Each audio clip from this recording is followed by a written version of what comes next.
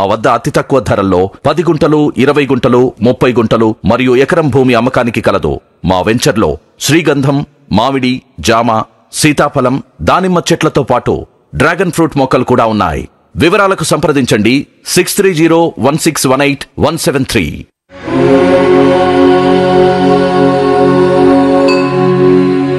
ఆధ్యాత్మికతకు, సంస్కృతికి పుట్టినిల్లు మన భారత భూమి.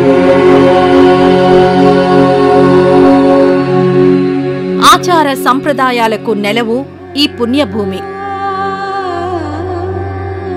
ఉదయించే సూర్యుడు, వీచే గాలి, తాగే నీరు అన్నీ భగవత్ స్వరూపాలే.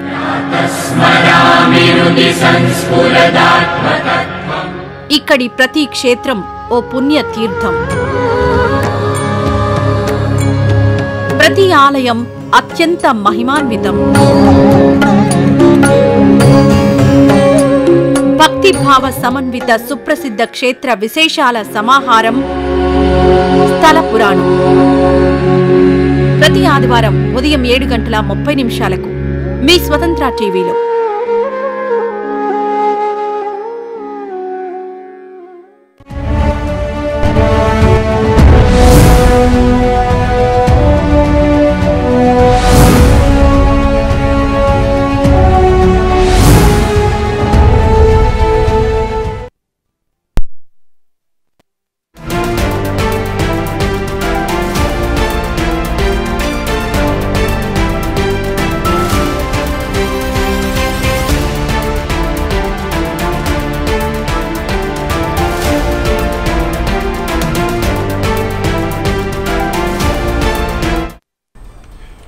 ఆంధ్రప్రదేశ్ ఎన్నికల ఫలితాల్లో తెలుగుదేశం పార్టీ నేతృత్వంలోని ఎన్డీఏ కూటమికి ఘన విజయం దిశగా తీర్పునిచ్చారు ఏపీ ప్రజలు. కౌంటింగ్ ప్రారంభం నుంచి ఏ దశలోనూ వైసీపీ కనీస స్థాయిలో పోటీ ఇవ్వలేకపోయింది.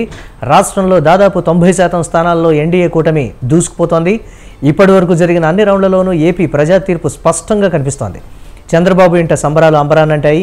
నారా చంద్రబాబు, భువనేశ్వరి దంపతులు హర్షం వ్యక్తం చేస్తూ కేక్ కట్ చేశారు. అంతేకాక నారా లోకేష్, బ్రాహ్మణి, దేవాంశ్ కూడా కేక్ ఒకరినొకరు తినిపించుకుంటూ శుభాకాంక్షలు తెలియజేసుకున్నారు.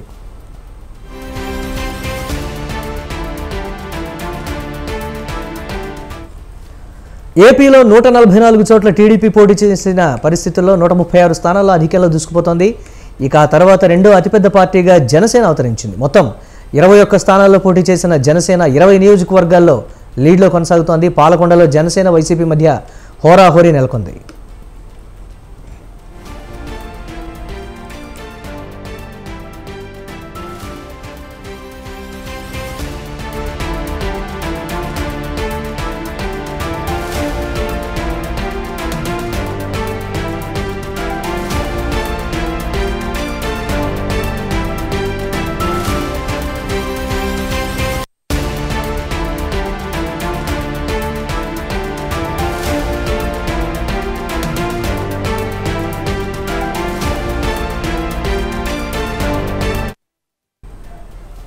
మంత్రి బుగ్గన రాజేంద్రనాథ్పై డోన్ టీడీపీ అభ్యర్థి కోట్ల సూర్యప్రకాష్ రెడ్డి విజయం సాధించారు. తణుకు వైసీపీ అభ్యర్థి కారుమూరి వెంకట నాగేశ్వరరావుపై టీడీపీ అభ్యర్థి అరిమిల్లి రాధాకృష్ణ 71,000 ఓట్ల మెజారిటీతో విజయం సాధించారు.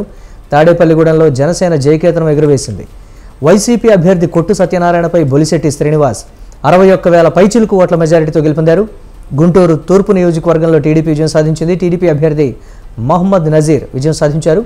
అనంతపురం నుంచి టీడీపీ అభ్యర్థిగా పోటీ చేసిన దగ్గుపాటి వెంకటేష్ ప్రసాద్ విజయం సాధించారు.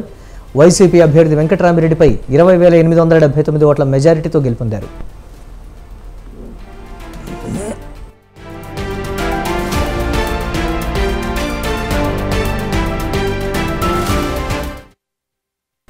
ఇక పులివెందులలో జగన్ 69,169 ఓట్ల మెజారిటీతో గెలుపొందారు. కమలాపురంలో జగన్ మేనమామ వైసీపీ అభ్యర్థి రవీంద్రనాథ్ రెడ్డిపై టీడీపీ అభ్యర్థి పుత్తా చైతన్యారెడ్డి విజయం సాధించారు. మైదుకూరులో టీడీపీ అభ్యర్థి పుట్టా సుధాకర్ యాదవ్ 20,937 ఓట్ల తేడాతో గెలుపొందారు. ఇక కడప స్థానంలో టీడీపీ అభ్యర్థి మాధవిరెడ్డి తన సమీప వైసీపీ అభ్యర్థి ఉప ముఖ్యమంత్రి అంజద్ భాషాపై విజయం సాధించారు.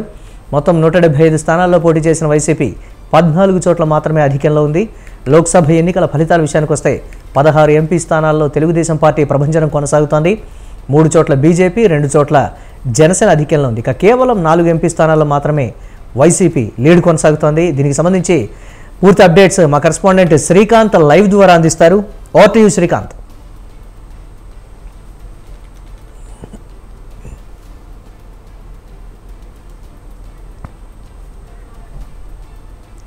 ఎస్, మ్యూట్లో ఉన్నారు, అన్మ్యూట్ చేయండి శ్రీకాంత్ ప్లీజ్.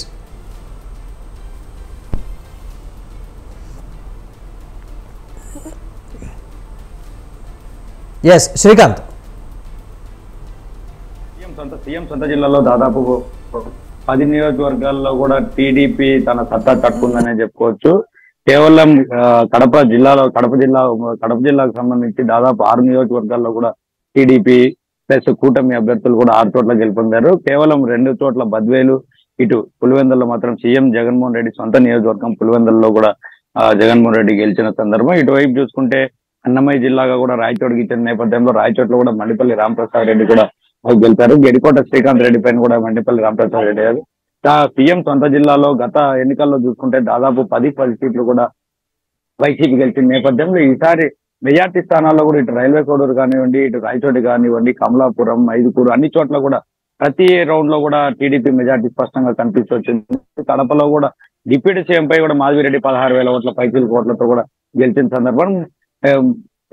కడప జిల్లాలో సీఎం సొంత జిల్లా కడపలో కూడా టీడీపీ ప్రభంజనం అయితే స్పష్టంగా కనిపిస్తుంది. దాదాపు రాష్ట్రంలో కూడా టీడీపీ ఇటు వైసీపీ కేవలం కొన్ని సీట్లకే పరిమితమైన కూడా టీడీపీ ప్రభంజనం కొనసాగిన నేపథ్యంలో కడప జిల్లాలో ఎప్పుడు ఊహించలేనంతగా కూడా ఇటు టీడీపీ ప్రభంజనం అయితే కొనసాగింది. కడప, ఇటు మైదుకూరు, కమలాపురం ఎప్పుడు గెలవని అభ్యర్థులు, మొదటిసారి పోటీ చేసిన అభ్యర్థులు కూడా గెలిచారు. రాయచోట్లో కూడా హోరాహోరీగా ఉంటుంది అని చెప్పేసి అనుకున్న నేపథ్యంలో శ్రీకాంత్ రెడ్డి కూడా లాస్ట్ వరకు కూడా మెజార్టీ స్థానంలో లాస్ట్ రౌండ్ చివరి రౌండ్కి వచ్చేసరికి ఒక్కసారిగా మండిపల్లి రామప్రసాద్ రెడ్డి కూడా లీడ్లోకి రావడం కూడా కనిపించింది. ఆయన కూడా రాయచోట్లో గెలిచారు. కడప జిల్లాలో కూడా టీడీపీ ప్రభంజనం అయితే స్పష్టంగా టీడీపీ, జనసేన ప్లస్ బీజేపీ కూటమికి సంబంధించిన మెజార్టీ అయితే స్పష్టంగా కనిపిస్తుంది. బద్వేలో బీజేపీ అభ్యర్థి రోజున కూడా వెనుకబడిన పరిస్థితి అయితే ఇక్కడ కడప జిల్లాలో ఉంది. చూద్దాం తుది ఫలితాలు వెలువడే వరకు మెజారిటీ కావచ్చు, ఇతరత్ర కావచ్చు, లీడింగ్లో ఉన్నటువంటి పరిస్థితులు ఏమైనా హెచ్చుతగ్గులు ఉంటాయేమో. Thanks for update Srikanth. మాట్లాడదాం ఇక. గిరిధర్ గారు ఉన్నారు, అనలిస్ట్. గిరిధర్ గారు. ఎస్ చూద్దాం. దేశవ్యాప్తంగా చూస్తే భారతీయ జనతా పార్టీ 2019లో కన్నా ఈసారి ప్రభ తగ్గిందా, లేకపోతే ప్రభంజనం కొనసాగించలేకపోయిందా, లేకపోతే కాంగ్రెస్ పార్టీ చేసినటువంటి చాలా వరకు కీలకమైనటువంటి కామెంట్స్ ఇటు రాజ్యాంగం విషయంలో మార్చేటువంటి ప్రయత్నం చేయబోతోంది భారతీయ జనతా పార్టీ, జాగ్రత్తగా ఉండాలి అనేటువంటి మాట, లేకపోతే పదే పదే రామమంత్రాన్నే భారతీయ జనతా పార్టీ జపిస్తూ ఉంది, అది ఎప్పటికీ కూడా వర్కౌట్ కాదనేటువంటి మాట ప్రజల్లోకి బలంగా వెళ్ళిందా, లేకపోతే 2 కోట్ల ఉద్యోగాలు సంవత్సరానికి మేము కల్పిస్తామని ఏదైతే 2014లో అధికారంలోకి వచ్చినప్పుడు ఇచ్చినటువంటి హామీ ఈ 10 సంవత్సరాల్లో కనీసం 10 సంవత్సరాల మొత్తంలో కూడా 2 కోట్ల ఉద్యోగాలు కల్పించలేకపోయిందనేటువంటి మాట బలంగా పనిచేసిందా, లేకపోతే ఏదైతే ఇండి కూటమి కట్టిందో రైట్ మాట్లాడదాం దీనికి సంబంధించి. ఇక సాదిక్ గారు ఉన్నారు, పొలిటికల్ అనలిస్ట్. వారితో ఒకసారి మాట్లాడే ముందు వారు కూడా లైవ్లో జాయిన్ అవుతున్నారు. అలాగే ప్రేమ్ గాంధీ గారు, Bharatiya Janata party spokes person, వారు కూడా లైవ్లో ఉన్నారు. ప్రేమ్ గాంధీ గారు నమస్తే అండి. సో ఏంటి దేశవ్యాప్తంగా ఫలితాలని ఏ విధంగా విశ్లేషిస్తారు? 2019 ఎన్నికల ఫలితాల కన్నా కూడా ఈసారి కొంచెం ఆశాజనకంగా లేదు, లేకపోతే వ్యతిరేకత అంటారా, లేకపోతే కాంగ్రెస్ పార్టీ బలపడింది అనుకోవాలా? ఈ 10 సంవత్సరాల్లో ఉన్నటువంటి కొత్తగా వచ్చిన యువ ఓటర్లు ఆలోచించినటువంటి సరేలా, లేకపోతే 10 సంవత్సరాల ముందు అధికారం చేపట్టే ముందు భారతీయ జనతా పార్టీ ఏదైతే హామీలు ఇచ్చిందో వాటన్నిటిలో ఉన్న వైఫల్యం మొత్తం కూడా ఇప్పుడు 2024 ఎన్నికల్లో రిఫ్లెక్ట్ అయింది అనేటువంటి మాట ఎలా చూడాలి? జనరల్గా జరిగేటువంటి సరళిలో ఒక ప్రధానమైనటువంటి అంశం ఎక్కడైనా జరుగుతూ ఉంటుంది. ఒకసారి రెండోసారి గెలిచినప్పుడు మూడోసారి అంటే ఇద్దరు ఒకటే ప్రభుత్వం 2 సార్లు ఉన్నప్పుడు కొంత ఎక్కడెక్కడో కొంత వ్యతిరేకత ఉంటుంది. దానికి తోడు ఉత్తరాది ఉన్నటువంటి రాష్ట్రాల్లో మేము ఎక్దమ్ పీక్ స్టేజ్కి వెళ్ళిపోయినాం, అంటే చివరి మజిలీ వరకు వెళ్ళున్నాం.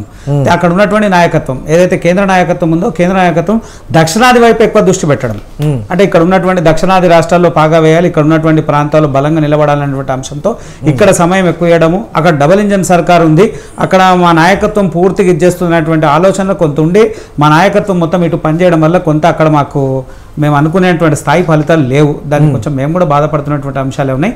దానికి తోడు ఉన్నటువంటి ఏదైతే కాంగ్రెస్ ప్రభుత్వం ఇండియా కూటమి ఏదైతే ఆ కూటమి చేసినటువంటి దుష్ప్రచారం ఏందా దుష్ప్రచారం అంటే రాజ్యాంగం మారుస్తామని, తర్వాత రిజర్వేషన్ని ముస్లిం రిజర్వేషన్ని తగ్గించి ఎస్సీ ఎస్టీ బీసీ మైనారిటీకి సంబంధించినటువంటి ఎస్సీ ఎస్టీ తర్వాత బీసీ ఓబీసీ రిజర్వేషన్ పెంచుతామనేటువంటి అంశాన్ని వాళ్ళు ఏమైనా మైనార్టీ రిజర్వేషన్ తీసేయడం అంటే కొంత వ్యతిరేకమైనటువంటి భావజాలం, అంటే సోషల్ మీడియా ద్వారా మార్ఫింగ్ చేసి పంపడము లేదా ఇంకోటి ఇలాంటి వ్యతిరేకమైనటువంటి ప్రభావం వల్ల కొంత మేము నష్టపోయిందంటే కనబడతా ఉంది.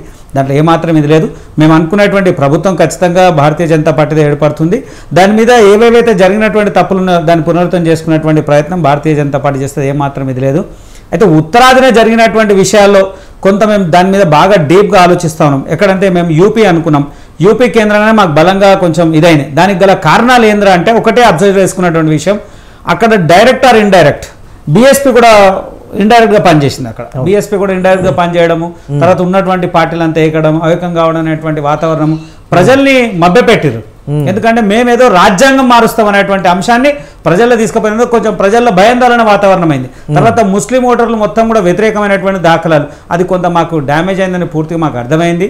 సరే ఏదేమైనా కానీ ప్రభుత్వంలో జరుగుతున్నప్పుడు రకరకాల మార్పులు వస్తూ ఉంటాయి, దాన్ని మేము పూర్తిగా విశ్లేషిస్తున్నాం. భారతీయ జనతా పార్టీ భవిష్యత్తులో జరిగేటువంటి అంశాల మీద చాలా ధీటుగా పనిచేయడానికి సిద్ధంగా ఉన్నాం. దానికి తోడు మేము ఇక్కడ తెలంగాణలో కానీ ఆంధ్రప్రదేశ్లో కానీ, ఇప్పుడు ఆంధ్రప్రదేశ్ కూటమిలో బలమైనటువంటి సంఖ్య మాకు ఉంది, దాంట్లో ఏమాత్రం సందేహం లేదు. అదే తెలంగాణలో గతంలో 4 ఉన్నాం, 4 నుంచి ఇప్పుడు 8కి వచ్చినాం. ఓటింగ్ పర్సెంటేజ్ కూడా పెరిగింది ఉంది. అక్కడ ఈ 2 రాష్ట్రాలు లేదా కర్ణాటకలో కొంత బలపడ్డాం, అంటే బలపడ్డటువంటి ప్రాంతాలు ఉన్నాయి. గుజరాత్ యాజ్ యూజువల్గా మేము ఎంత అనుకున్నాం అంతవరకే ఉన్నాయి. కొన్ని ప్రాంతాల్లో కొంత వెసులుబాటు జరిగింది, కొంత అటు ఇటు జరిగింది, దాని మీద కూడా విశ్లేషిస్తుంది. తప్పకుండా అధికారం భారతీయ జనతా పార్టీదే, దాని ఏమాత్రం దాంట్లో ఇది లేదు. అంటే కొంతమంది మాట్లాడుతున్నది ఏంటి అని అంటే ఒంటెద్దు పోకడలతో వెళ్ళిపోయింది, కొన్ని వర్గాలని నిర్లక్ష్యం చేశారనేటువంటి కొన్ని విమర్శలు. దీని అలా ఏం లేదండి, భారతీయ జనతా పార్టీ సొక్క వికాస్ సొక్క సాథ్ అనేటువంటి అంశాలను పనిచేస్తుంది.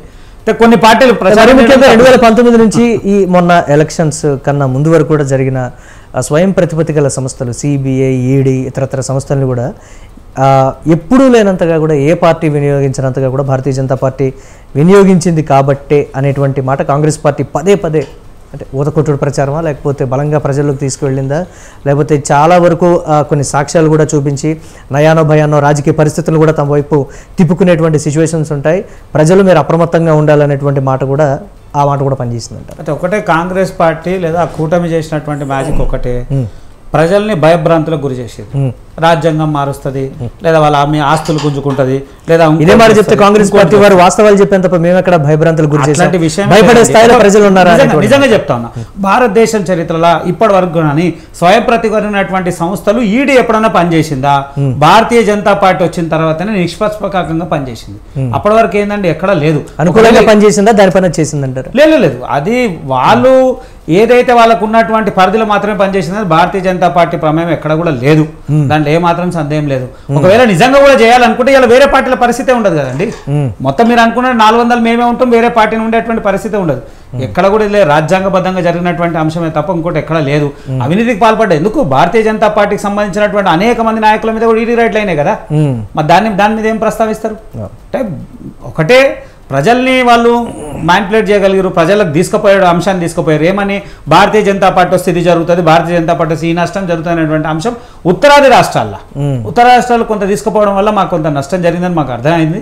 దాని మీద భారతీయ జనతా పార్టీ పూర్తి ఆలోచనతో ఏం చేయాలని చేయడానికి పూర్తిగా సిద్ధంగా ఉన్నాం. ఎక్కువగా నమ్మిన చోటే దెబ్బతింది అనేటువంటి మాట ఒప్పుకుంటారు. దాన్ని ఇక జగమెరిగిన సత్యం, దాంట్లో మేము కూడా యాక్సెప్ట్ చేస్తాం, అట్లేదు. మేము అనుకున్నాం డబల్ ఇంజన్ సర్కార్ ఉంది కాబట్టి ఉత్తరాది మెయిన్గా మా ఫోకస్ అంతా ఉత్తరప్రదేశ్ మీద ఉండే, ఆ ఉత్తరప్రదేశ్లో కొంత తగ్గినాం. తర్వాత ఇది ఒక ఎగ్జాంపుల్ ఒకటే తీసుకుందాం. మొన్న మన ఎవరు అరవింద్ కేజ్రీవాల్ జైలు నుంచి బయటకు వచ్చిన తర్వాత ఆయన ప్రచారం ఆ మాధ్యమాలు జరుగుతుంటే కూడా ఒక ప్రధాన టీవీ ఛానల్లో ఆయన బాండ్ పేపర్ మీద రాసిచ్చిండు. ఏమని? ఇండియా కూటమికి 200 కన్నా ఎక్కువ రావు అనేటువంటి అంశం రాసిచ్చిండు. మళ్ళీ అదే ఢిల్లీలో ఆయన 0. అంటే బీజేపీ క్లీన్ షిప్ ఉంది, 7 స్థానాల్లో మేమే ఉన్నాం. అంటే ప్రజల్లో కొన్ని చోట్ల ఎక్కడైతే ఇది చేసినట్టు దాఖలు అక్కడ కొంత మాకు జరిగినటువంటి నష్టం కనబడతా ఉంది. అది కూడా పెద్ద లేదు, కొన్ని చోట్ల అయితే చాలా లీడ్ మార్జిన్లోనే పోయినటువంటి దాఖలు కనబడుతున్నాయి. రైట్, మాట్లాడదాం. సాదిక్ గారు ఉన్నారు, పొలిటికల్ అనలిస్ట్, వారితో కూడా మాట్లాడదాం. సాదిక్ గారు నమస్తే అండి. ఎస్, మ్యూట్లో ఉన్నారు, అన్మ్యూట్ చేయండి సాదిక్ గారు. ఎస్, ముందుగా ఆంధ్రప్రదేశ్ ఫలితాలను విశ్లేషిస్తే ఏ విధంగా చూస్తారు? దాదాపుగా ఎవరి ఊహకు కూడా అందనటువంటి ఫలితాలు, ప్రజా తీర్పు, ప్రభంజనం కొనసాగుతున్నటువంటి పరిస్థితి అక్కడ, దాన్ని ఎలా చూడాలి ఫస్ట్ ఆంధ్రప్రదేశ్ విషయంలో? ఇది చాలా ముఖ్యమైనటువంటి విషయం అంటే, ఎందుకంటే ఫలితాలను exit polls are not exact polls అనేది ఈ యొక్క విషయాన్ని మనం తెలుసుకుందాం. అవును, ఎగ్జిట్ పోల్స్ అన్ని కూడా చాలా వరకు ఎగ్జిట్ పోల్స్ అక్కడ వైసీపీ వస్తుంది అని చెప్పి, అవును. అయితే ఆ ఎగ్జిట్ పోల్స్ అన్ని కూడా ఎగ్జాక్ట్ పోల్స్ కావు అనేది ఒక ముఖ్యమైన అంశాన్ని మనం చూసుకోవాలి. ఇక రెండో విషయం ఏంటి, అసలు ఏం జరిగింది, అసలు ఎడ్జ్ అంటే అక్కడ సైలెంట్ ఓటింగ్ జరిగింది. ఓటర్లు జగన్ కి వ్యతిరేకంగా వేసే క్రమంలో బహిర్గతపరచకుండా సైలెంట్ గా ఓటేశారు. ఎందుకు వేస్తారు అనేది చూసినట్లయితే ఒక 10 కారణాలు, 10లో ఒక 5 ముఖ్యమైన కారణాలు.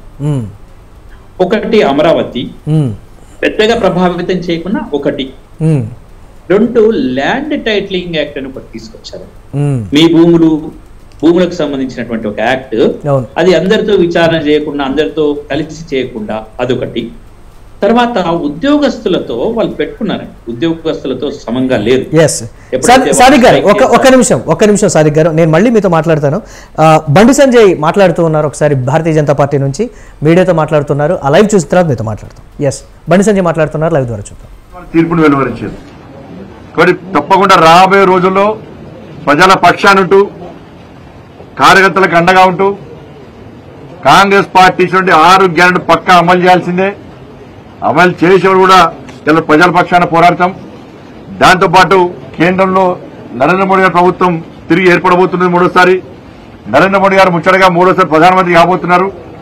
ఈ తెలంగాణ రాష్ట్రంతో పాటు కరీంనగర్ పార్లమెంట్ నియోజకవర్గానికి గతం కంటే ఇంకా మెరుగైన స్థాయిలో ఎక్కువ నిధులు తీసుకొచ్చి ఈ కరీంనగర్ పార్లమెంట్ నియోజకవర్గాన్ని ఇంకా అభివృద్ధి చేస్తామని చెప్పి ఈ సందర్భంగా తెలియజేస్తూ, ఇంత భారీ మెజార్టీతో రికార్డు బద్దలు కొట్టే విధంగా కరీంనగర్ పార్లమెంట్ లో గతం కంటే రికార్డు బద్దలు కొట్టే విధంగా నన్ను ఆదరించి అభిమానించి ప్రోత్సహించినటువంటి కరీంనగర్ పార్లమెంట్ నియోజకవర్గ ప్రజలందరూ కూడా హృదయపూర్వక ధన్యవాదాలు. మా లక్ష్యం నెరవేరింది. ఎందుకంటే బండి సంజయ్కి ఓటేస్తే బండి సంజయ్ పోయి నరేంద్ర మోడీ గారిని ప్రధానమంత్రి చేయడానికి ఓటేస్తారని చెప్పి కరీంనగర్ పార్లమెంట్ నియోజకవర్గ ప్రజలు అయితే ఆశించారో తప్పకుండా ఆ ఆశయం నెరవేరబోతున్నది. ఆ లక్ష్యాన్ని చేరుకోబోతున్నాం. మరొకసారి అందరు కూడా మీ అందరు కూడా హృదయపూర్వక ధన్యవాదాలు.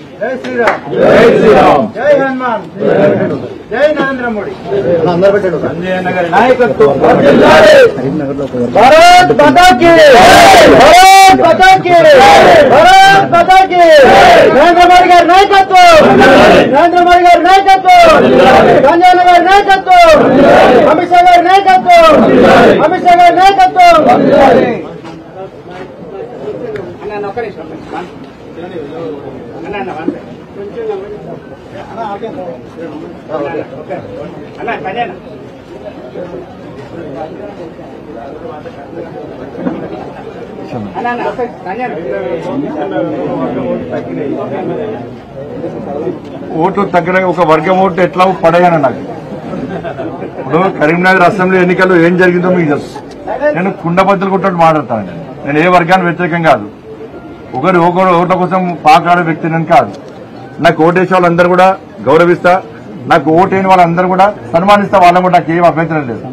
కానీ కరీంనగర్ అసెంబ్లీ ఎన్నికల సందర్భంగా ఒక వర్గం అంతా ఒకటై భారతీయ జనతా పార్టీ అభ్యర్థిగా పోటీ చేసినటువంటి నన్ను ఓడగొట్టారు. ఇలా కాంగ్రెస్ పార్టీ, బీఆర్ఎస్ పార్టీ ఆ వర్గం ఓట్ల కోసం కక్కుర్తిపడ్డారు. వాళ్ళ ఓట్ల ద్వారా మాత్రమే గెలిచే ప్రయత్నం చేశారు. ఇవాళ నేను ఆ రోజు చెప్పినా, ఇప్పుడు ఓడిపోయినా కావచ్చు, కానీ నేను ఓడిపోయినా గెలిచిన ధర్మం కోసం పనిచేసే వ్యక్తిని, పేద ప్రజల కోసం పనిచేసే వ్యక్తిని, పార్టీ కోసం పనిచేసే వ్యక్తిని.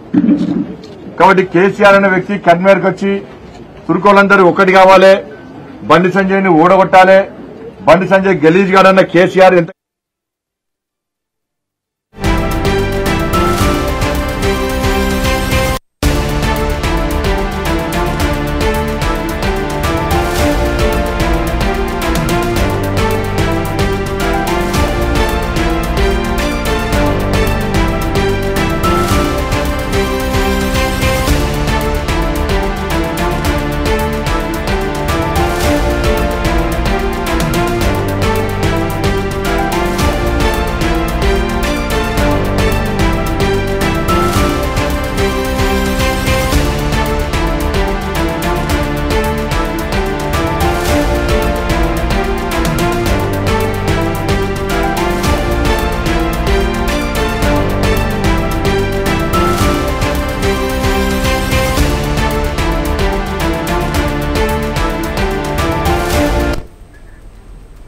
రైట్, ఏపీలో టీడీపీ కూటమి ప్రభంజనం సృష్టించింది, ఫలితాల్లో సునామీ సృష్టిస్తూ దూసుకెళ్లింది. సర్వే సంస్థల అంచనాలను తలకిందులు చేస్తూ 160కి పైగా స్థానాల అధికంలో దూసుకెళ్లింది. దీంతో టీడీపీ, జనసేన, బీజేపీ శ్రేణులు సంతోషం వ్యక్తం చేస్తున్నాయి. జనసేన అధినేత పవన్ కళ్యాణ్ సైతం తిరుగులేని మెజారిటీతో గెలుపొందారు. పిఠాపురంలో 18 రౌండ్లకు 69,169 ఓట్లు రాగా పోస్టల్ బ్యాలెట్ 1,671 ఓట్లతో కలిపి పోస్టల్ బ్యాలెట్తో కలిపి 70,354 ఓట్లు వచ్చాయి. దీంతో భారీ మెజారిటీతో విజయం సాధించారు.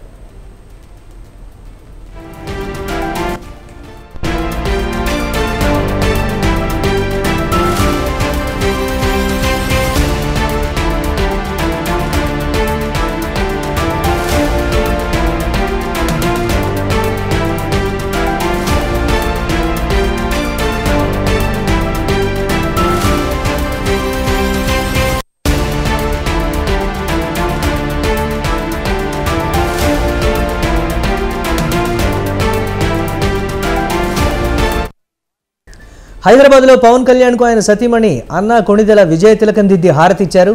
పవన్ తనయుడు అకిరానందన్ సైతం ఆయన తండ్రికి శుభాకాంక్షలు తెలిపారు.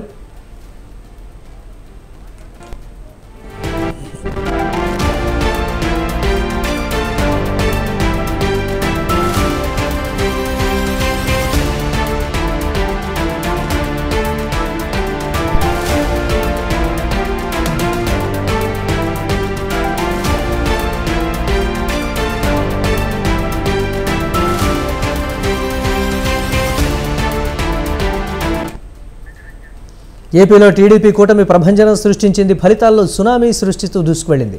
సర్వే సంస్థల అంచనాలను తలకిందులు చేస్తూ 160కి పైగా స్థానాల్లో ఆధిక్యంలోకి దూసుకువెళ్లింది.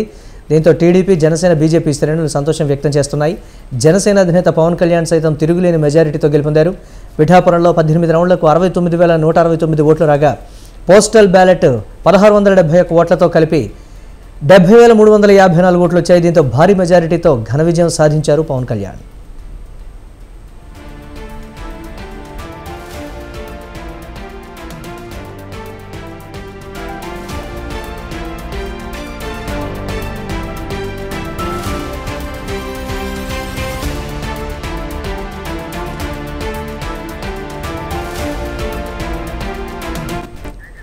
రైట్, ఇదే అంశానికి సంబంధించి మరిన్ని అప్డేట్స్ మా కరెస్పాండెంట్ సతీష్ అందిస్తారు. సతీష్, అక్కడ జనసేన అభిమానులు కావచ్చు, నేతలు, కార్యకర్తలు ఏం చెప్తున్నారు? విజయానికి సంబంధించి సంబరాలు ఏ విధంగా జరుపుకుంటున్నారు? ఓవరాల్ అప్డేట్స్ ఏంటి సతీష్?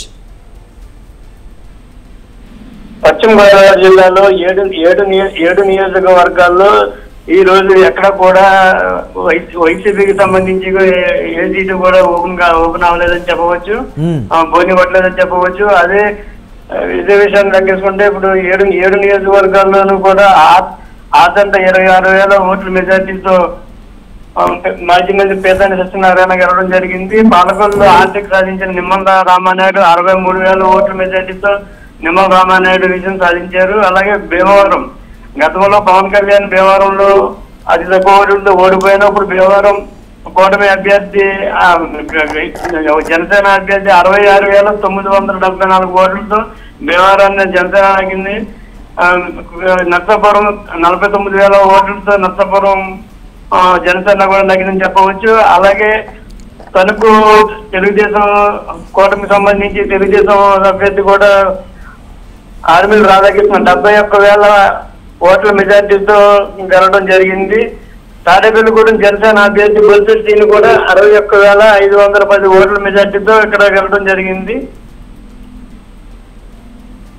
రైట్, ఏదైతే ఇప్పటి వరకు కూడా ఇక్కడ కూటమి అభ్యర్థులే రేసులో ఉన్నారని చెప్పి పశ్చిమ గోదావరి జిల్లా అంతా కూడా సంబరాలు తీసుకునే ఆనందంలో ఉన్నారు. Murali, right, thanks for updates Satish. మాట్లాడదాం దీనికి సంబంధించి. రైట్, ఎస్ సాదిక్ గారు.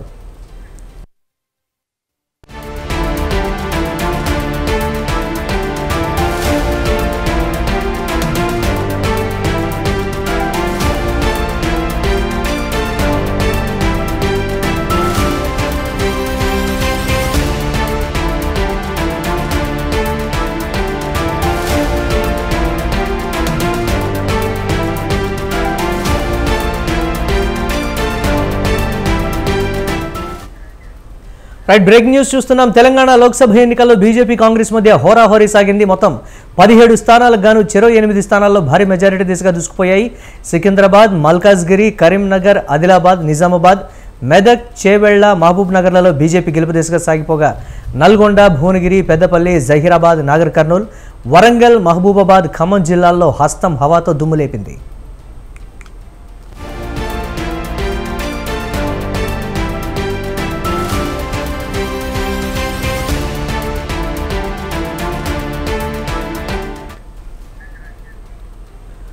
నల్గొండ కాంగ్రెస్ ఎంపీ అభ్యర్థి కుందూరు రఘువీరెడ్డి ప్రభంజనం సృష్టించారు. జానారెడ్డి కుమారుడైన ఈయన 5 లక్షల భారీ మెజారిటీ మార్కును దాటి విజయాన్ని సాధించారు. అలాగే ఖమ్మం లోక్సభ నుంచి కాంగ్రెస్ పార్టీ అభ్యర్థి రామసహాయం రఘురామరెడ్డి 4,56,000 భారీ మెజారిటీతో గెలుపొందారు. భువనగిరి నుంచి కాంగ్రెస్ అభ్యర్థి చామల కిరణ్ కుమార్ రెడ్డి సమీప బీజేపీ అభ్యర్థి బోర నర్సయ్య గౌడ్పై విక్టరీ కొట్టారు. మహబూబ్ నగర్లో ఉత్కంఠగా సాగిన లెక్కింపులో చివరికి బీజేపీ అభ్యర్థి డీకే అరుణ గెలుపు సాధించారు.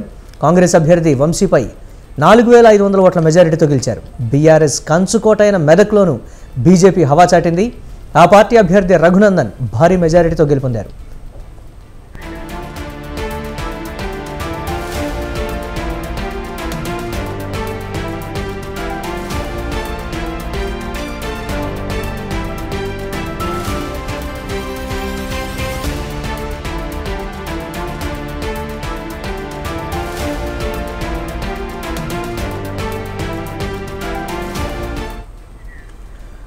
ఇక తెలంగాణ లోక్సభ ఎన్నికల్లో బీజేపీ కాంగ్రెస్ మధ్య హోరాహోరీ పోరు సాగింది. మొత్తం 17 స్థానాలకు గాను చెరో 8 స్థానాల్లో భారీ మెజారిటీ దిశగా దూసుకుపోయాయి. దీనిపై మరిన్ని అప్డేట్స్ మా ఆదిలాబాద్ కరెస్పాండెంట్ గణేష్ మరిన్ని అప్డేట్స్ అందిస్తారు. గణేష్, అక్కడ దీనికి సంబంధించి ఎటువంటి అప్డేట్స్ ఉన్నాయి? భారతీయ జనతా పార్టీ అలాగే కాంగ్రెస్ పార్టీ మధ్య ప్రధాన పోటీ హోరాహోరీగా సాగినటువంటి పరిస్థితి, జిల్లా వ్యాప్తంగా ఓవరాల్ అప్డేట్స్ ఏంటి?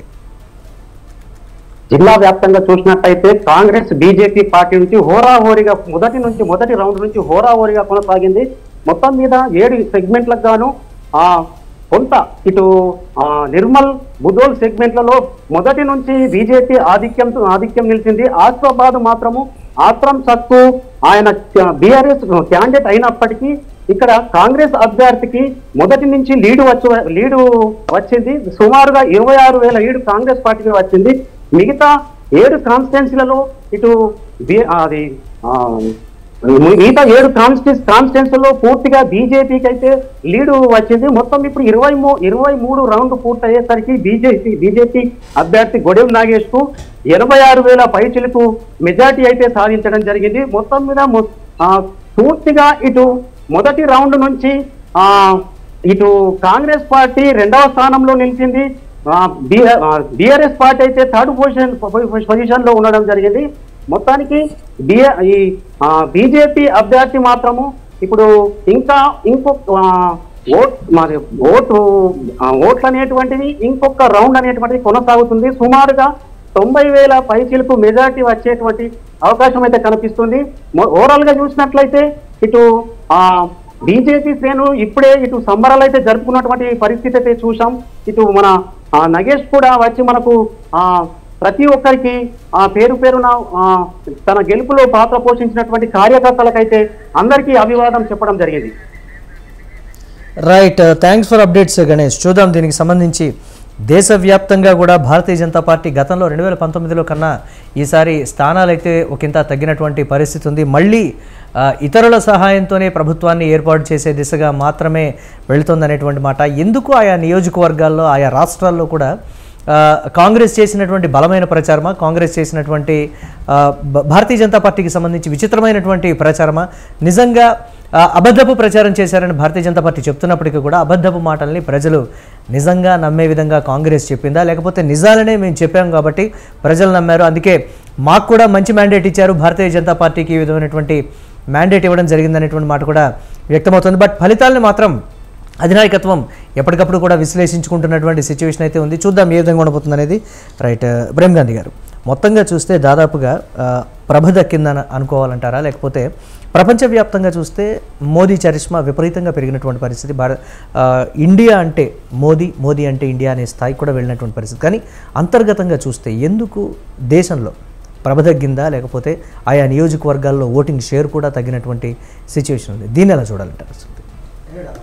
ఓవరాల్గా మనం అబ్జర్వ్ చేస్తే నాయకత్వం ఎప్పుడైనా కానీ ఆల్రెడీ ఎగ్జిస్టెడ్ ఉన్నటువంటి ప్రాంతం కాకుండా దక్షిణాది రాష్ట్రాల మీద కొంచెం దృష్టి పెట్టడం వల్ల అక్కడ కొంత నష్టపోవడం జరిగింది. అది మొదటి నుంచి మా విశ్లేషణ అదే, దాంట్లో ఏమాత్రం సందేహం లేదు. ఇక ప్రపంచవ్యాప్తంగా ఆయనకు ఉన్నటువంటి చరిష్మా మనం అందరం కూడా చూస్తూ ఉన్నాం, దాంట్లో ఏమాత్రం ఇది లేదు. కాంగ్రెస్ పార్టీ చేసినటువంటి వాళ్ళు ఏంటంటే ప్రజలకు ఒక అంశాన్ని బలంగా తీసుకుపోయారు, రాజ్యాంగం మారుస్తారని. ఒకటికి 2 సార్లు అమిత్ షా గారు కూడా నరేంద్ర మోడీ గారు కూడా చెప్పారు అట్లాంటిది ఏం జరగదు అని.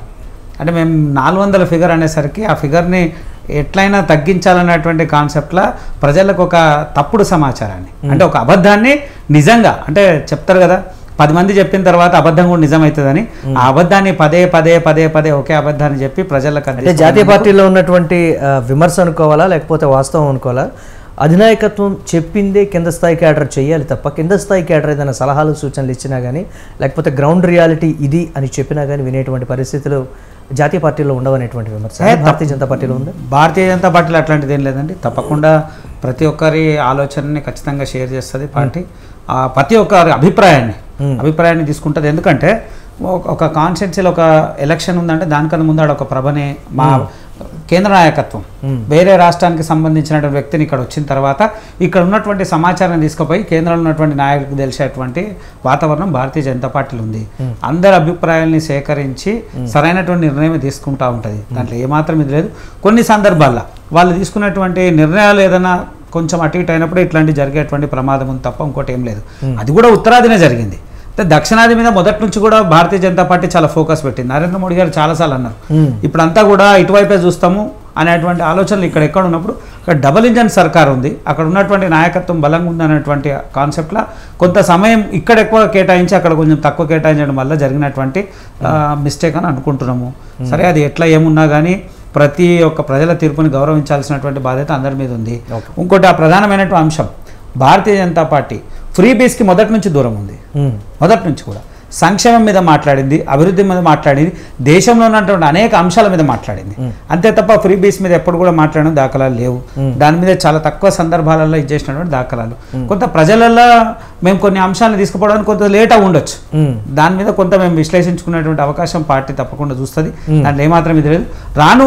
రాను అవకాశాన్ని బట్టి ఎదిగేటువంటి అవకాశం ఉంటుంది. అంటే రాహుల్ గాంధీ లేదా ఉన్న పార్టీలు ఇవన్నీ పార్టీలు చేసినటువంటి ఒకటే ఒక అంశం ఏంటంటే అబద్ధాన్ని నిజంగా ప్రజలకు తీసుకుపోయేటువంటి ప్రయత్నం చేసి దాంట్లోనే మేము కొంచెం మిస్టేక్ అయిపోయింది మాకు. ఎస్ రైట్, మాట్లాడదాం. రైట్, ఇక సాదిక్ గారు కూడా లైవ్లో సిద్ధంగా ఉన్నారు. సాదిక్ గారు, ఆంధ్రప్రదేశ్ని ఇందాక మీరు విశ్లేషిస్తున్నారు. ఎస్, లైవ్ చూసాం మనం.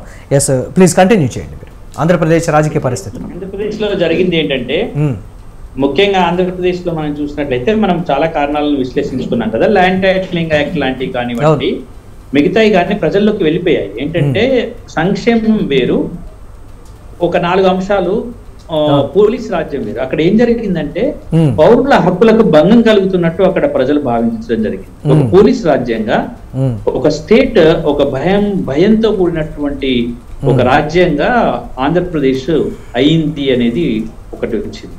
మీరు ఎంత ఇచ్చినా Liberty is the most important thing అంటే. ఇక్కడ తెలంగాణలో కూడా అట్లాగే జరిగింది. తెలంగాణలో కూడా ఎన్ని సంక్షేమ పథకాలు పెట్టినా వ్యక్తి స్వేచ్ఛకు కానీ స్వేచ్ఛకు భంగం కలిగినప్పుడు జరిగేటువంటి ప్రక్రియలో ఓటర్లు ఎట్లా తిరస్కరిస్తారనే దానికి ఈ 2 మనం నిదర్శనం చూసుకోవచ్చు. సంక్షేమం జరగలేదని మనం చెప్పలేము. సంక్షేమం చేస్తున్నాం, మీరు ఓటేయండి అంటే సంక్షేమమే కాదు, మాకు అన్ని విషయాలు కావాలని ఓటర్లు చెప్తుంటారు. ఇంకొకటి ఏంటంటే ఎప్పుడైతే చంద్రబాబు నాయుడు అరెస్ట్ చేశారో, ల్యాండ్ టైటిలింగ్ యాక్ట్ ఎప్పుడైతే తీసుకొచ్చారో, ఆ తర్వాత ప్రజా రూల్ ఆఫ్ లా ఎప్పుడైతే అదైందో, తర్వాత జ్యుడిషియల్ సిస్టమ్ తోటి ఎప్పుడైతే గొడవ పడ్డారో, తర్వాత ఇంకా చాలా ముఖ్యంగా జరిగింది ఏంటంటే ప్రజలు మనము ఒక కక్షలతో సాధించే కార్యక్రమాలని ఎప్పుడు కూడా ఈ పబ్లిక్ లైఫ్ లో ఉండదు. ప్రజాపాలనలో అది ఖచ్చితంగా మేము ఇది వీళ్ళని అది చేస్తామనేది అట్లాంటిది. తర్వాత ప్రతి నియోజకవర్గంలో ప్రతి చోట కూడా ప్రతి చోట కక్షలు కార్పణ్యాలు రావడం. ఇంకొక ముఖ్యమైన విషయం అండి, సామాజిక సమీకరణాలు కూడా చాలా ముఖ్యమంటారు. కమ్మ కాపు అంతా కూడా ఒక డిసైడ్ అయిపోయింది. ఎప్పుడైతే పవన్ కళ్యాణ్ తో పవన్ కళ్యాణ్ ఎప్పుడైతే వచ్చాడో, అయితే ఒక సామాజిక మార్పుల్లో సామాజికంగా క్యాస్ట్ వాళ్ళంతా కూడా అక్కడికి పోలరైజ్ అయ్యారు. ఇవన్నీ కూడా కాదు. దీంట్లో అమరావతి ఒక ఫ్యాక్టర్. అంతేకాకుండా రాజధానిని 3 చోట్ల పెడతా అన్నారు, దాన్ని పబ్లిక్ ఒప్పుకోలేదు. రాజధాని విషయంలో కూడా చాలా చర్చ జరిగింది, ప్రజలు దాన్ని ఒప్పుకోలేదు. అయితే సంక్షేమం ఇస్తూ సంక్షేమం మేము ఇచ్చాము, మహిళలను అడిగి ఓటేయండి, భర్తలు మీరు మీ భార్యలను అడిగి ఓటేయండి అనేది పనిచేయలేదు. అది చాలా ముఖ్యమైన విషయం. అంటే రూల్ ఆఫ్ లాలో ఇవన్నీ కూడా మనం చూసుకోవాల్సిన అవసరం ఉంది అని చెప్పి ఆంధ్రప్రదేశ్ ఫలితాలు. జాతీయ స్థాయిలో జాతీయ స్థాయి ఫలితాలను ఏ విధంగా చూస్తారు? జాతీయ స్థాయి ఫలితాలను చూసినట్లయితే ఇప్పుడు చాలా నెక్ టు నెక్ అన్నట్టు హమ్ ఏక్ బార్ 400 అన్నారు.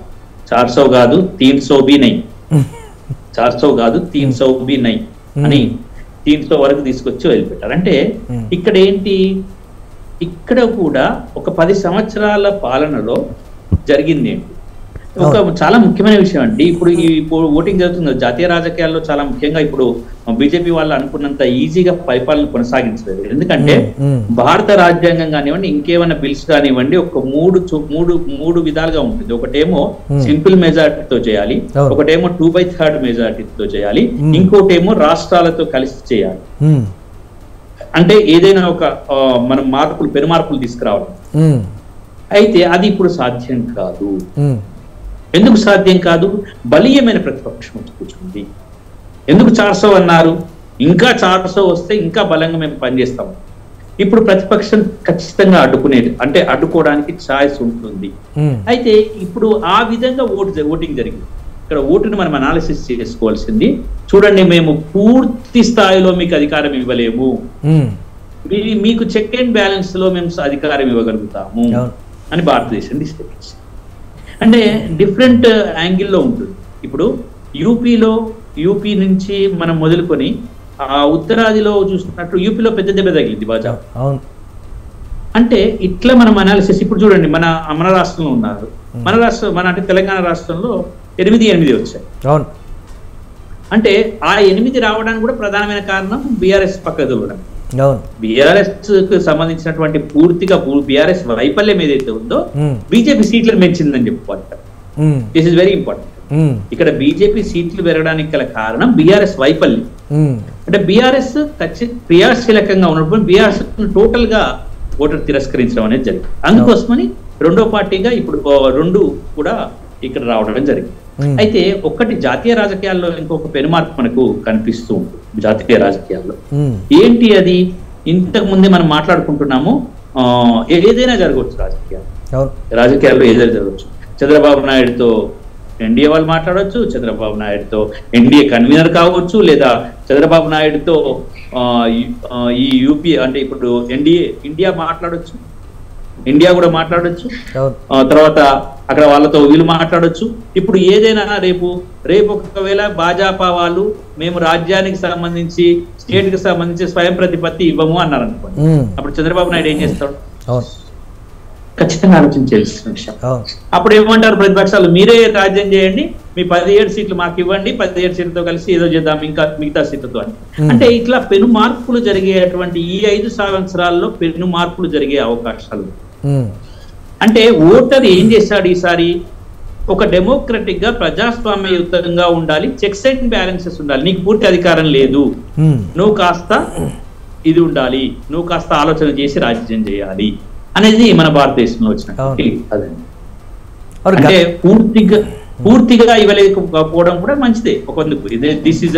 దీస్ ఓట్స్ ఆర్ వెరీ, అంటే ఇది క్రియాశీలకం అని చెప్పుకోవచ్చు మనం. ఇది ప్రజాస్వామ్య పంత అనేది ఇంకా బలపడింది అని చెప్పుకోవచ్చు. అంటే కాంగ్రెస్ పార్టీ చేసిన బలమైనటువంటి విమర్శలు కూడా ప్రజలు బిలీవ్ చేశారు కాబట్టి ఇటువంటి పరిస్థితి అనేటువంటి మాట. లేదా ఈ 10 ఏళ్ల కాలంలో భారతీయ జనతా పార్టీ ఏ విధమైనటువంటి హామీలు ఇచ్చిందో ఆ పరిపాలన చూసిందో ప్రజలు కూడా విసిగిపోయారనో, లేకపోతే మార్పు ఉంటే బాగుంటుంది అనేటువంటి ఒక నిర్ణయం ప్రకారం ప్రజా తీర్పు ఈ విధంగా ఉంది అనేటువంటి కొన్ని విశ్లేషణలు, దీన్ని ఎలా చూడాలి?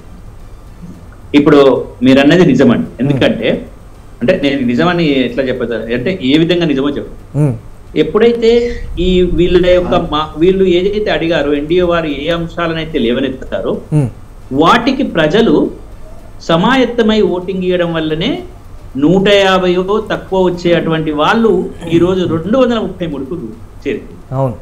ఈరోజు 233 చేరుకోవడానికి ఆ మేరకు మాత్రం ప్రజల్ని చైతన్యం చేయగలిగిండ్రు, ఆ మేరకు ప్రజల్ని చెప్పగలిగిండ్రు. ఈ వాళ్ళు కూడా బీజేపీ వాళ్ళు అంటున్నారు అది అబద్ధమో నిజమో, దట్ ఈస్ డిఫరెంట్ ఫ్యాక్ట్. వాళ్ళు ఏదైతే చెప్పిండ్రో దాన్ని ఓటర్ స్వీకరించిండు. అది మాయ చేసిందా, మంత్రం చేసిందా, అబద్ధం చెప్పినా, that is different course of action. మనం ప్రజలకు తప్పు పట్టదు, రాజకీయ పార్టీలు అంటే ఏదంటే అది చెప్తే నమ్మేటువంటి పరిస్థితుల్లో ఓటర్ లేరు. వారిలో గత 10 ఏళ్లలో పెరిగిన ఓటు శాతం కానీ వాళ్ళలో వచ్చిన చైతన్యం కానీ మనకి రిఫ్లెక్ట్ తెలిసిపోతుంది కదా. అది అలా కూడా అంటే నేను ఒక విషయం చెప్తానండి, భారత రాజ్యాంగం మీద ఇంతకు ముందు ఎప్పుడు ఇంత చర్చ జరిగింది. భారత రాజ్యాంగం అనే విషయం ప్రజలకు తెలవడం అనేది చాలా కష్టమైనది. అంటే రాజ్యాంగమా అదేంటి అడిగే ప్రశ్నలోకి వెళ్ళి రాజ్యాంగం కూడా ఎలక్షన్లలో ఎన్నికలలో రాజ్యాంగాన్ని మార్చడం, రాజ్యాంగాన్ని మార్చకపోవడం అనేది రాజ్యాంగ విషయం అనేది చర్చకు వచ్చింది. ఇది చాలా ఇంపార్టెంట్. అసలు భారత రాజ్యాంగం అంటే ఏంటి, భారత రాజ్యాంగంలో ఉన్నటువంటి లొసుగులు ఏంటి, భారత రాజ్యాంగంలో ఉన్నటువంటి హక్కులు ఏంటి, భారత రాజ్యాంగాన్ని మనం ఏ విధంగా చేసుకుంటాం అనేది ఒక చర్చకి ఈ ఎన్నికలు దోహదపడ్డాయి. భారత రాజ్యాంగం మీద ఒక పెద్ద చర్చ జరిగింది. అంటే భారత రాజ్యాంగం మీద చర్చ జరుగుతున్నప్పుడు ఒక ముఖ్యమైన విషయాల్ని మనము చెప్పుకోవాలండి, చాలా ఇంపార్టెంట్ విషయం. ఒక్క నిమిషంలో చెప్తాను. ఏంటంటే నేను ఇంతకుముందు చెప్పినట్టు భారత రాజ్యాంగంలోని the basic features of the constitution cannot be amended అని చెప్తుంది. సుప్రీంకోర్టు చాలా క్లియర్ గా చెప్పింది. గోలక్నాథ్ కేసులో, తర్వాత మినర్వా మిల్క్స్ కేసులో, కేశవానంద భారతి కేసులో చాలా క్లియర్ గా చెప్పింది, అయ్యా ఎవరైనా కానివ్వండి భారతదేశంలో అందరూ పార్టీల్లో పనిచేయచ్చు, అన్ని పార్టీలు అధికారంలోకి రావచ్చు, ఎవరు అధికారంలోకి వస్తే వాళ్ళు అధికారం చెలాయించవచ్చు 5 సంవత్సరాలు. కానీ భారత రాజ్యాంగం యొక్క మౌలిక స్వరూపాన్ని మార్చే హక్కు పార్లమెంట్ కు లేదు అని చెప్పి. దెన్ అప్పుడు ఆ క్వశ్చన్ వచ్చింది, what are the basic features of India? ఎందుకంటే ఇండియానే ఇందిరానే ఇండియా, ఇప్పుడు ఇందిరానే ఇండియా, భార్గవ గారు అప్పుడు అన్నారు ఇండియానే ఇందిరానే ఇండియా అంటే అమ్మ అది కాదు, భారత రాజ్యాంగమే సూపర్మసీ, భారత రాజ్యాంగం యొక్క మౌలిక అంశాలను మార్చేది పార్లమెంట్ కి లేదు. The basic features of the constitution cannot be amended by the parliament. కాబట్టి ఇవన్నీ కూడా చాలా అంశాలు చర్చకు వచ్చాయి ఈసారి. ఇట్లాంటి అంశాలు చర్చకు రావడం అనేది చాలా ప్రజాస్వామ్యయుతంగా చాలా మంచిది. ప్రజలు కూడా చాలా విషయాలు తెలుసుకున్నారు. ఇప్పుడు కూడా చెక్స్ అండ్ బ్యాలెన్సెస్ ఉంటాయి. ఇప్పుడు కూడా ఎవరైనా కానివ్వండి, రాష్ట్రంలో కానివ్వండి, ఎవరైనా కానివ్వండి, పాలన చేస్తున్నప్పుడు ప్రజలకు భయపడి చేయాలి, ప్రజలకు భయపడాలి, ప్రజల యొక్క ఆకాంక్షలు తెలుసుకోవాలి. గతంలో సాదిక్ గారు చాలా మంది చెప్పేవాళ్ళు, రాజకీయ నాయకులతో జాగ్రత్త, వారు హామీలు ఇస్తారు మర్చిపోతారు అనేటువంటి మాట, లేకపోతే సరైనటువంటి రాజకీయ నేతలే లేరు అనేటువంటి కొన్ని విమర్శలు ఉండే. ఇప్పుడు సామాజిక మాధ్యమాలు అక్కడక్కడ వస్తున్నటువంటి మాట, ఓటరుతో జాగ్రత్త. ప్రతి 5 సంవత్సరాలకు ఒకసారి మీరు ఏం చేస్తున్నా గానీ ఓటరు నిశ్చితంగా పరిశీలిస్తూ ఉంటాడు, ఏమి మాట్లాడు, తన పని తాను చేసుకుంటూ పోతాడు. మీ పని మీరు చేయకపోతే తన పని తాను చేసుకుపోతాడు, జాగ్రత్త అనేటువంటి ఒక వార్నింగ్ అంటారా, లేకపోతే అదొక అవేర్నెస్ అంటారా? అదొక మాత్రం వార్నింగ్ కాదు. ఇక్కడ ప్రజల్ని మీరు మర్చిపోవద్దు. ఇక్కడ 2 నినాదాలు వచ్చాయండి. హమ్ ఏక్ బార్ 400 అన్నారు, ఇది ఒక నినాదం. హమ్ ఖచ్చితంగా మేము రాజ్యంలోకి వస్తున్నాము అని ఇండియా వాళ్ళు అని, ఈ రెండింటి మధ్యలో నుండి ఓటరు తుమ్ థైరో హమ్ టైరో, మీరు ఆగండి, నేను ఒక ముచ్చట చెప్తా వినండి, మీరు కొద్దిసేపు ఇంకా 5 సంవత్సరాలకు రండి, కానీ నీకు 400 లేవు, మీరు ఇటు కొద్దిగా ముందుకు రండి, కానీ ఇక్కడే ప్రతిపక్ష పాత్ర పోషించండి అని చెప్పి. This has to be taken consider by the political parties. Definite గా ప్రతి పొలిటికల్ పార్టీ, నేషనల్ కావచ్చు లేకపోతే రీజనల్ పార్టీస్ కావచ్చు, అలర్ట్ గా అయితే ఉండాల్సినటువంటి సిచ్యువేషన్. మాట్లాడదాం. కేసీఆర్ బికమ్ జీరో అంటే ఇదే కారణం అండి. వాళ్ళకి తప్పు చేస్తారట, ఓటర్లు తప్పు చేస్తారా? ఓటర్లు తప్పు చేయరండి. ఓటర్లు తప్పు చేశారు, మమ్మల్ని ఎన్నుకోలేదు, ఈసారి ఏమనుకున్నారు, కానీ ఈ మాటలు మాట్లాడొద్దు. దీస్ పొలిటికల్ పార్టీస్ ఈ మాటలు మాట్లాడొద్దండి. ఇది చాలా దురదృష్టకరమైన విషయం. It is very unfortunate. అందుకోసం జీరోలోకి వెళ్ళి ఓటర్లు తప్పు చేస్తారా? ఓటర్లు ఏదేయాలో ఓటర్లకు తెలుసు, ఏం చేయాలో ఓటర్లకు తెలుసు. రాజకీయ పార్టీలన్నీ ఓటర్ల యొక్క సంక్షేమం దృష్ట్యా, ప్రజల సంక్షేమం దృష్ట్యా పోవాలి, కానీ మనము మన రాజ్యం అనుకుంటూ పోవడానికి వీల్లేదు. భారత రాజ్యాంగమే స్ఫూర్తి. మాట్లాడదాం దీనికి సంబంధించి. రైట్, ప్రేమ్ గాంధీ గారు, ఇక ఆంధ్రప్రదేశ్ రాజకీయాలకు సంబంధించి సాదిక్ గారు చెప్పినటువంటి కొన్ని కీలకమైన మాటలు, ప్రతిసారి కూడా అన్నీ కూడా నడవు అనేటువంటి మాట ఎప్పటికప్పుడు కూడా రివైండ్ చేసుకుంటూ చేసుకుంటూ ఉండాలి, రివిజన్ చేసుకుంటూ ఉండాలి దాదాపుగా చూస్తే. ఇప్పుడు బలంగానే ఉన్నారు, కానీ ఇతర పార్టీల బలం పెరిగింది, ఇతరుల సహాయం ఉంటేనే, ఇతరుల బలం కూడా తోడైతేనే మనం ఇంకా బలంగా తయారయ్యేటువంటి సిచ్యువేషన్స్.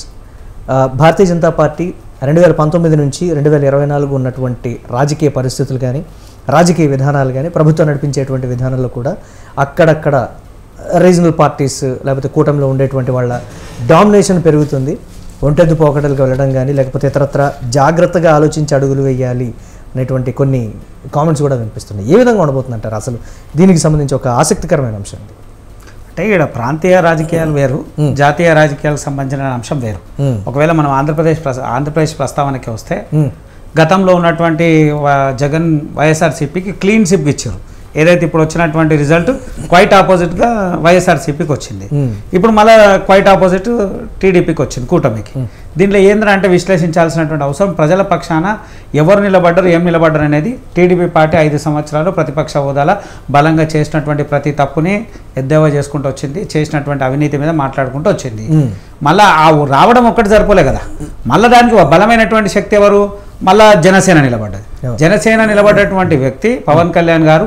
ఆయన వ్యక్తిగత విమర్శలు, కుటుంబం మీద విమర్శలు, లాస్ట్కి ఆయన అస్తిత్వాన్ని దెబ్బతీసేటువంటి మాటలు మాట్లాడి అన్ని భరించి ఓపిక ఒకటే ప్రధాన శత్రువు అయినటువంటి జగన్ని కొట్టాలనేటువంటి లక్ష్యంగా అక్కడ ఎన్డీఏతో లింక్ లేకపోయినా, చంద్రబాబు నాయుడు గారు ఎన్డీఏతో లేకపోయినా, భారతీయ జనతా పార్టీ ఎన్డీఏతో లింక్ మాట్లాడి ఇక్కడ సమన్వయం చేసి నేను తగ్గాను, త్యాగం చేశాను అనే మాట కూడా సంతోషం. నేను ఏమంటున్నా, రాజకీయం అది ప్రజల పక్షాన ఆయనకున్నటువంటి నిబద్ధత నిలబడి.